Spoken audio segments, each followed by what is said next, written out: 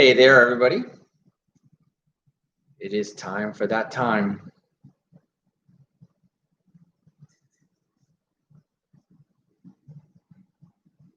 Let's see if we can. Maybe that's part of the problem.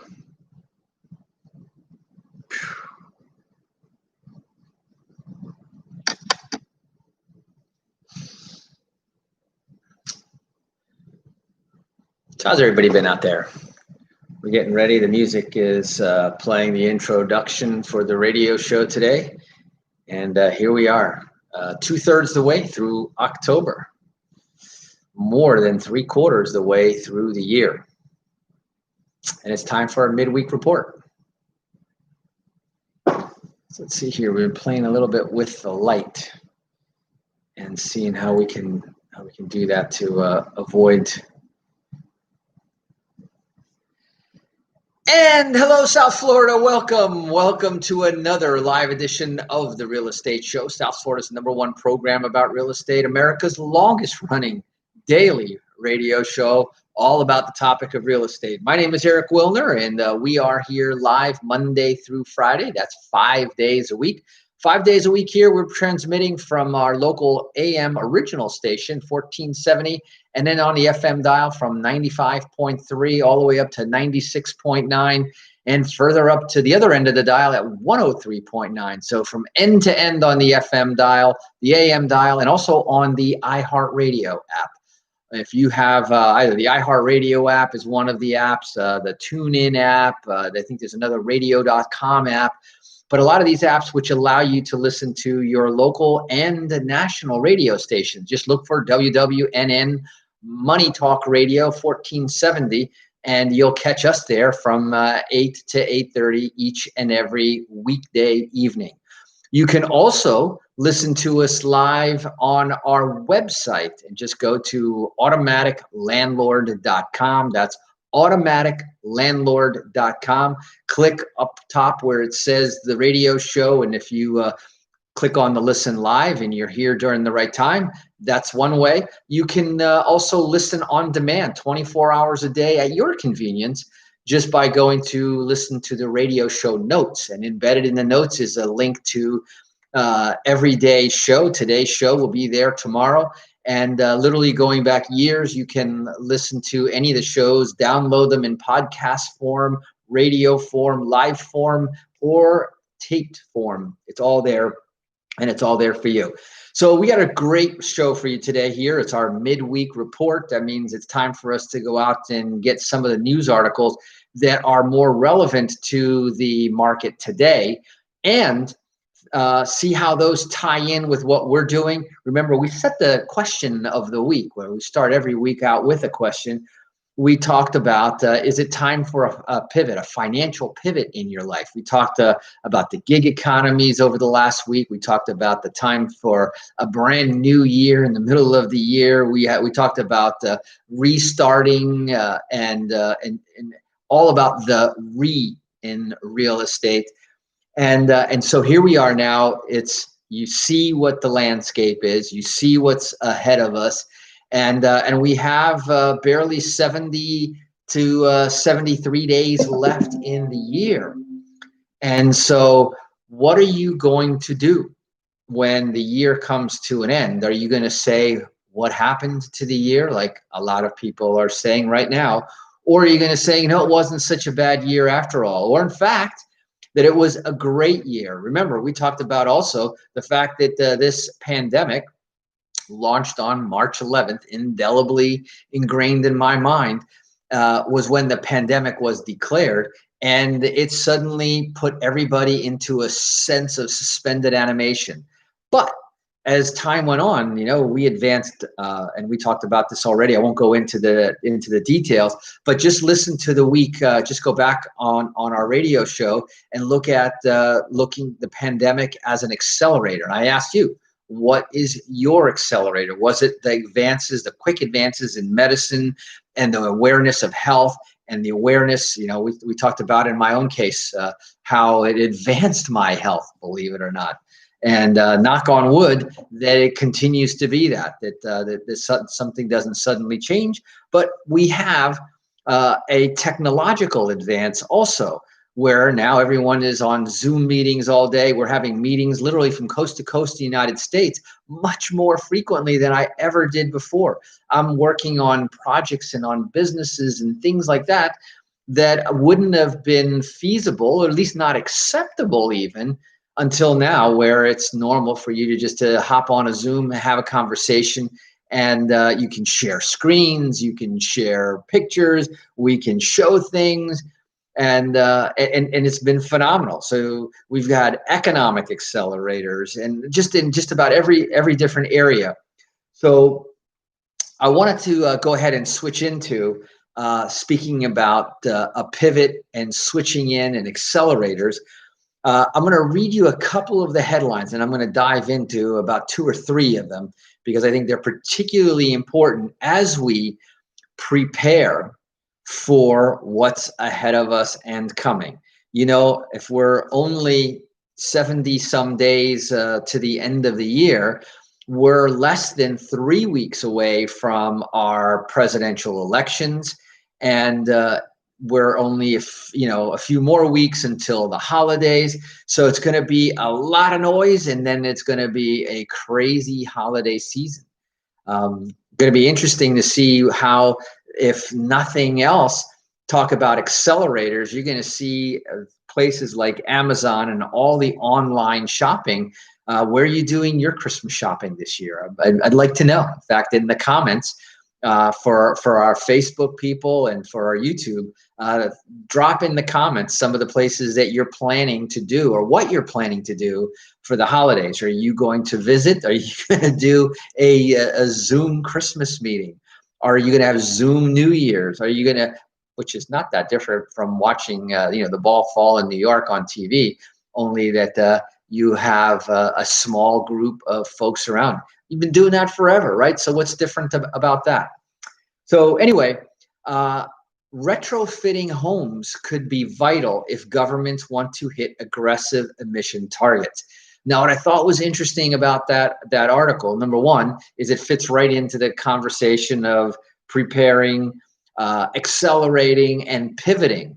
Retrofitting homes could be vital if governments want to hit the aggressive emissions target. This is going to be one of them that I am going to want to dive into a little bit. But there's a picture of a house. They're putting on solar panels, and when I get into the article, you'll find this is very interesting. And why is this important to you? Well, first of all, stay up with the times.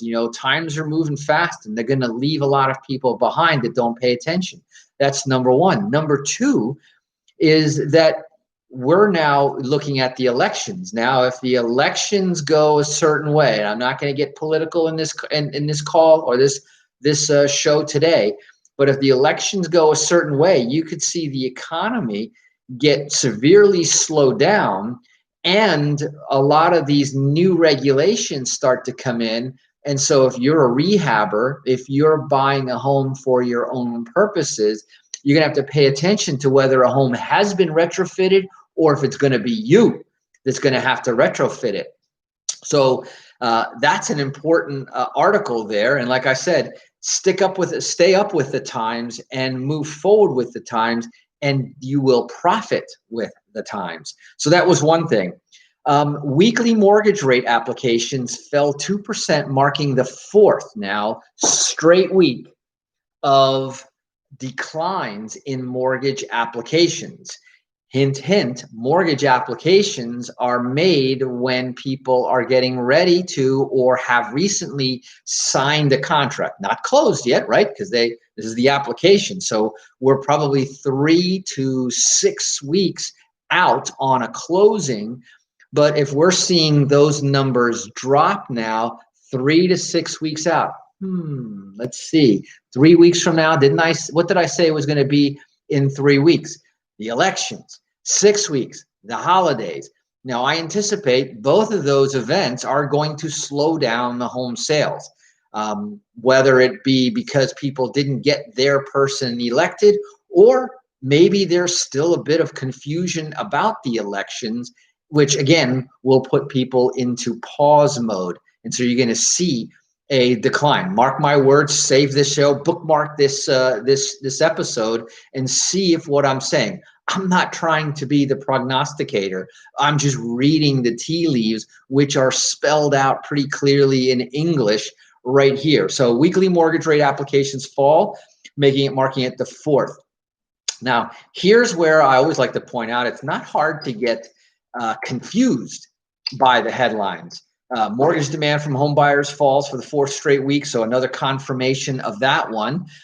Then one more confirmation of that, which you're going to see now, and then I'm going to lead you to the contradiction, and then we'll drop off for our break, and then we'll come back, and then we'll dive deeper into these headlines. But U.S. housing starts total 1.415 million.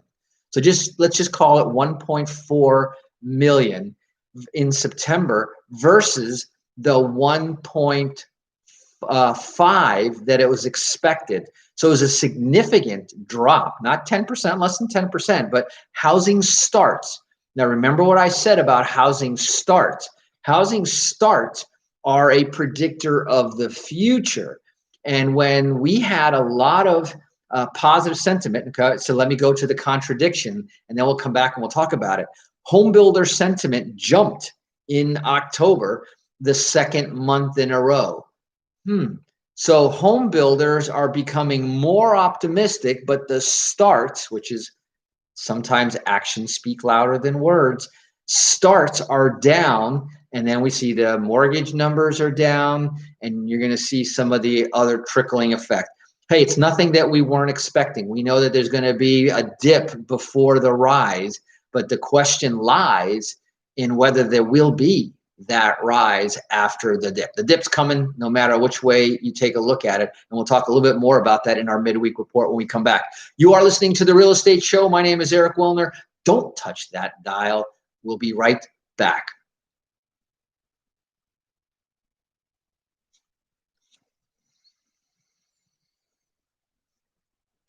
So first of all, hey, Cindy, how are you? Nice to see you.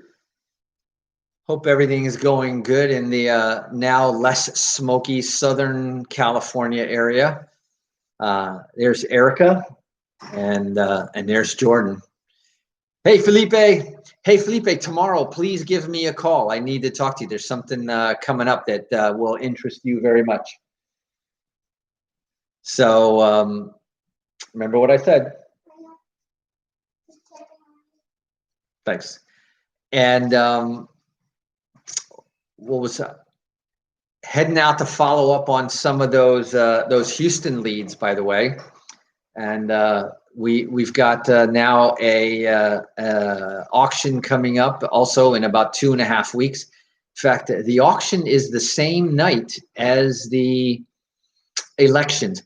Question for those of you on the Facebook: who's going to watch the debate tonight? What do you think is going to happen tonight? Do you think it's going to be the same as the last one, or do you think it's going to be something dramatically different?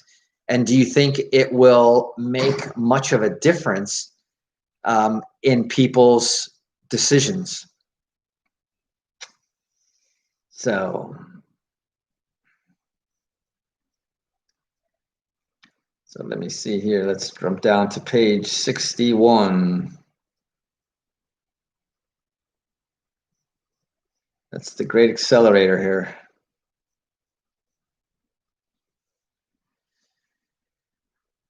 And welcome back. For those of you just joining us, you are listening to The Real Estate Show, South Florida's #1 program about real estate and America's longest running daily radio show, brought to you today by the folks at timetofixmycredit.com. If you want to get our special accelerator report on credit, type in credit to 561-898-0018. That's 561-898-0018. Text the word credit for that special report on accelerating your credit.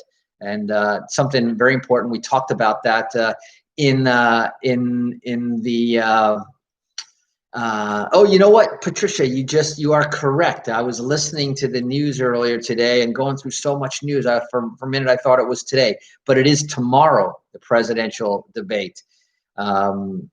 that and Felipe is telling me on our Facebook stream that he hopes that they'll use a different strategy than the last one. I personally agree with you, which will give the people who are undecided. Now, there's some people that it wouldn't matter what happened during the debate. They've already made up their minds. In fact, I think the latest statistics that I heard today was that already 3 million people in Florida have voted. And so I'm curious to see whether they have exit polls on those 3 million people, or it's going to be a late night, election night. But thank you, Patricia. You are correct. The debate is actually tomorrow night, not tonight.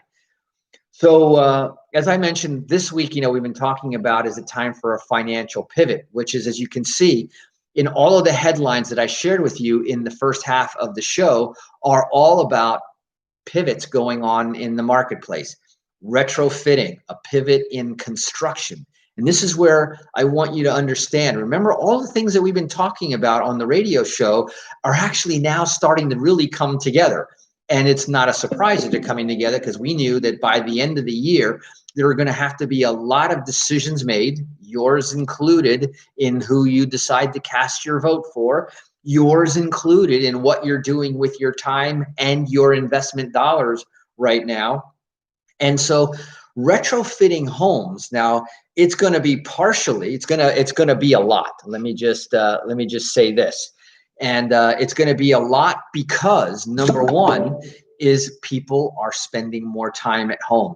The other accelerator that we had in this pandemic is a change in perspective, not in in habit and in work behavior, but in perspective. So I was talking to another great realtor friend of mine today, and I was, we were talking about how the economy is still hot here in South Florida. And he was telling me, yeah, and it doesn't matter, because if you lived in a 1-bedroom apartment, now you need a 2-bedroom apartment. If you lived in a 2-bedroom, you want a 3 or a 4. If you were in a 3, you want a 4 or 5, because now more people need offices at home.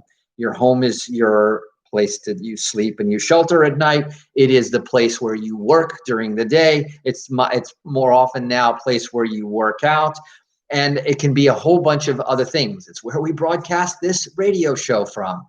So this conversation about retrofitting homes is going to be very interesting going forward on a whole bunch of different levels. Now, if they start on top of that, and you realize how important that is going to be on a national basis for the ecology, for good Mother Earth, but it could also be a very key in terms of costs.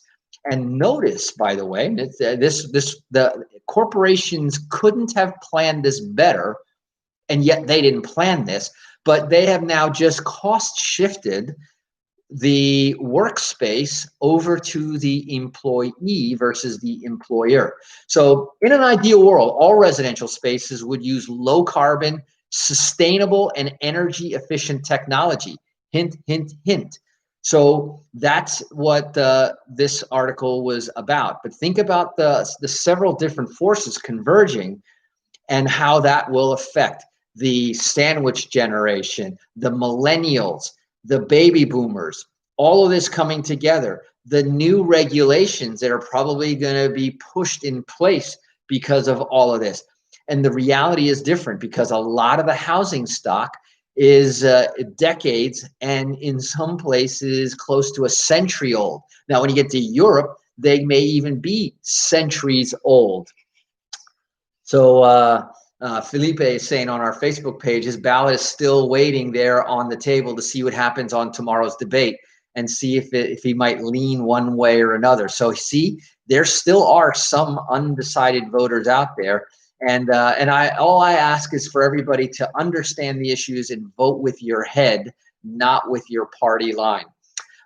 So back to the article, you only need to look at the huge number of people working from home. This is from the article, to see how technology has changed the buildings that we live in. Through laptops, tablets, and smartphones, we can seamlessly connect with colleagues, friends, and family located in other towns, cities, and countries. In an ideal world, as I said before, all residential spaces, the bricks and the mortar side of things would be similarly high tech. You know that there are insulation paints now. There is paints that actually help to transmit Wi-Fi, harnessing digital technologies, innovative design to be also low carbon, low emissions, and then again, how do we only use energy that is renewable and sustainable? Today, as a matter of fact, I was listening in. This is a little tangent on this subject, and I'm going to watch my time because I got so much to cover for you today. But I was listening to a conference call regarding an energy company, and they were talking about the political environment. And this is after they had been talking about some really neat cutting edge stuff in different energy sources, renewable energy sources. And remember, when you have renewable, guess what? That means that it'll never end. And where one time, and I remember back in the 70s when they were calculating in what year we were going to run out of oil. And that's when they had the energy shortages until they discovered a whole bunch more oil in the ground. And what you're seeing is, and Rich also on our Facebook Live is saying people are moving out of the crowded cities and out to the suburbs in greater numbers, but finding low inventory numbers. And inventory is a problem really everywhere. We're going to be talking more about that, you trust me, in the weeks to come. As remember, we talked about that dip. Now, the dip in the economy may mean a higher inventory, but I believe that that's going to be short-lived. So the reality, of course, in terms of construction materials now, and watch construction materials are going to come up twice in our show today. The reality is different. A lot of housing stock is decades, even centuries old. While these buildings may have character and style, they can be costly to heat and expensive to maintain. Remember, I talked about shifting the cost over to the individual from the companies. Not their plan, but if they could have planned it, they couldn't have planned it better. As governments pursue environmental targets, and the United States, the UK is big on this, they want net zero greenhouse gas emissions by 2050. We're in 2020. That's only 30 years away. And when you say, well, 30 years, Eric, that's a lifetime away. Well, for some, it may be. But I'll tell you this, that I remember still the whole conversation and the fervor about the millennial when we were changing from the 1990s to the year 2000, and what a crazy, mind-blowing shift that was for many people. And all the millennial bugs and all the things that were going to happen, and it was doomsday. Well, the fact of the matter is that almost none of that stuff really happened. The software was able to be rewritten, the computers were upgraded, and here we are now, what? In 2020, 20 years, 2 decades later. So watch how fast a decade or two can go. So the challenge that we have here in retrofitting properties, and this is why for those of you out there rehabbers, here's a huge opportunity for you to be starting to sell smart homes. And I'm going to talk about that in our conversation next week a lot. That may even be the theme of the week. There's so much to talk about in the area of smart homes. But if we take a closer look at 2019 from the Committee on Climate Change, described homes there as not fit for the future. It added that going forward, and here this is talking about the UK's 29 million existing homes would have to be made low carbon, low energy, and resilient to a changing climate. The above means that retrofitting of existing homes will be an important tool in the years ahead, and a huge, let me point out, a huge profit opportunity. So that one's there for you on a silver platter. So other things that could be on the technology side, think about this, to integrate customizable features into their building. Monitoring systems already exist, like the Nest and all these things where you can control everything from your smartphone or your tablet, but you can control lights, you can control heat, cooling, and all of these things. Low energy lighting, a lot of the LED that's already going on, the installation of solar and energy storage technology. You hear a lot about that from Tesla. Upfront costs of the retrofits are going to be met in part by the savings they will bring, government incentives, and revenue streams already in place. So big article there. There's a lot of meat to that. And then the other thing is water conservation and water purification. All that stuff is going to be huge, and a huge conversation we're going to see. And they're going to have little monitors that will use solar-powered mini computers that gather information on how much water is being collected and how much water is being used and how much water is being stored. And so it'll even automatically release your water tanks when there's rain coming, let it fill up with fresh, clean water. It's going to be really cool, but there will be a transition period in there. Now, remember the other articles that I talked about. We'll probably bring some of those up tomorrow in our talk about finances. Remember, Thursday is our ATM or About the Money show. So stay tuned for that. And we'll be having that conversation right here tomorrow. So the music is coming in, as I always like to say. That means it's time for me to come going out. Stay tuned. Remember to join us here tomorrow right where you found us. So until then, this is Eric Willner, your host of The Real Estate Show, signing off.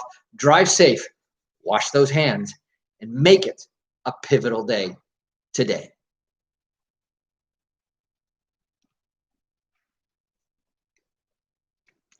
Thank you, Ken.